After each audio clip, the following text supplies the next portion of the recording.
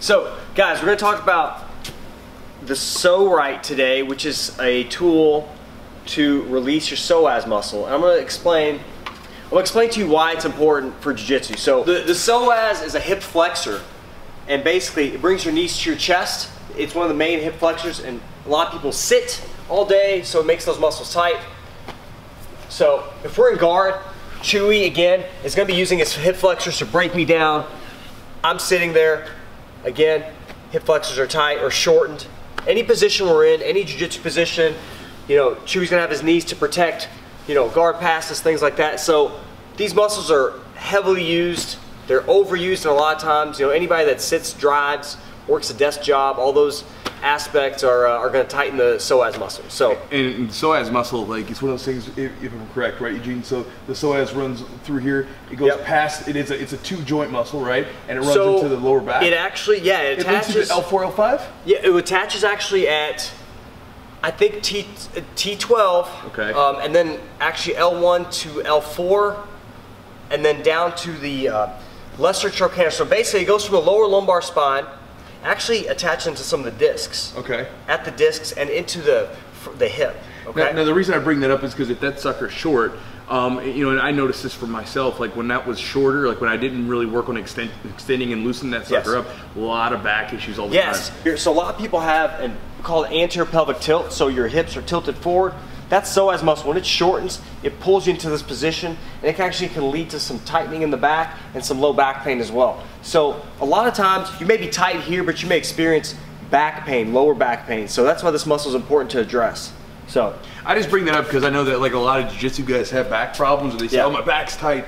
And you know, a lot of times they try to stretch their back, they try to do something to their back. But a lot of times, you know, what I've found a lot, and you know, this is from you, learning from him, is that like a lot of times the pain, the source of the pain is not always, and a lot of times is not the root of the problem. And usually there's kind of this like back and forth balancing act going on. So Chew brings up a great point. You know, you want to address the psoas, but also you cannot neglect strengthening the posterior chain, the hips, the glutes. That's really important.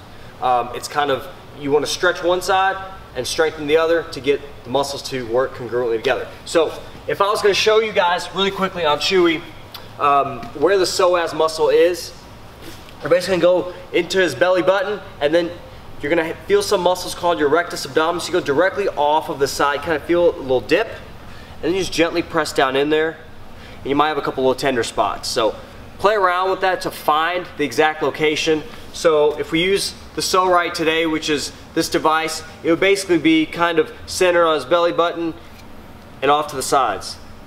Now the one thing off the top that I want to kind of mention is that this is one size and not everybody's the same size, so this may not fit everyone, which is one thing I kind of noticed initially using it. Basically, guys, there's a couple ways to use this thing, and you're doing a trigger point release. So if you have a tightened band of muscles that psoas is kind of tight, you're basically going to lie over this device and try to release that psoas to help with your pain. So, Chewy, you can test it out if you want. So, initially, the easiest way to do it is to lie down and kind of try to relax and sink your hips in. And what Chewy's going to do... Is this high enough, or you think I should be lower? First of all, you want to kind of go based on feel. If you feel like it's a little high, just adjust it. I mean, it's kind of a wide kind of point, so you can kind of, I think there's some room for error a little bit, but so what you want to do is get in this position and concentrate on your breathing. The main thing is to try to kind of melt your hips and your back into the device and just kind of relax. So you would do that maybe 30 seconds to a minute. I really like anywhere from like 2 to 4 minutes in maybe 2 sets. So I'll lay out over it for like 2 minutes and then stand up, move around, and see how everything feels, and then I'll do it again. So this is one aspect. So what Chewy's doing, just trying to concentrate on his breathing. Take a nice breath into your belly, and then as he breathes out, sink into the device.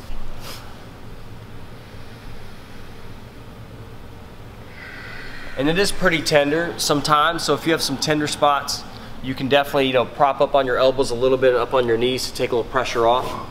So that's one way to use the Pso-Rite. The other way that I found is actually, you know, if this thing does not fit you exactly, is to use one side at a time. So I can show you guys that one. So again, belly button off to the side here. We're gonna lie down over it So the way that I like to do this is you can lie flat over it.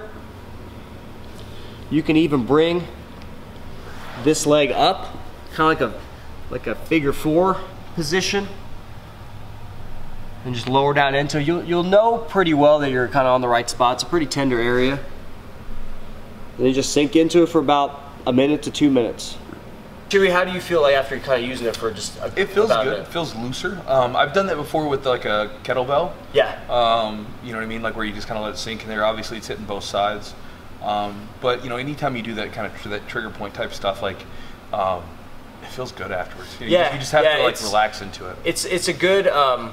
It's just another tool. Again, you can stretch the psoas. You can strengthen the hips. You know, be aware of your posture.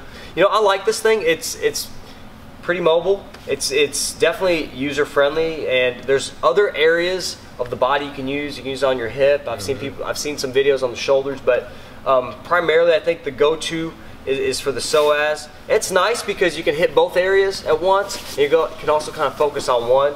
With this kind of thing, and even with a foam roller, like, because for me, like, I kind of make it as part of like kind of a daily routine. Yeah. With my foam roller, like usually it's in the morning or in the evening. What is your like thoughts on that? Like for warm-ups and stuff, again, more dynamic. Yeah. I don't really like static holds, and this could be okay because it's a trigger point release. So if you have a little tender spot, it might be good. I'd probably use it more as an off day or recovery tool, either after training. Okay. Because a lot of people here have back pain in jiu-jitsu. Back pain is very common, especially if you think about the psoas muscles attach kind of at the discs, so it can actually, you know, it can cause some compression.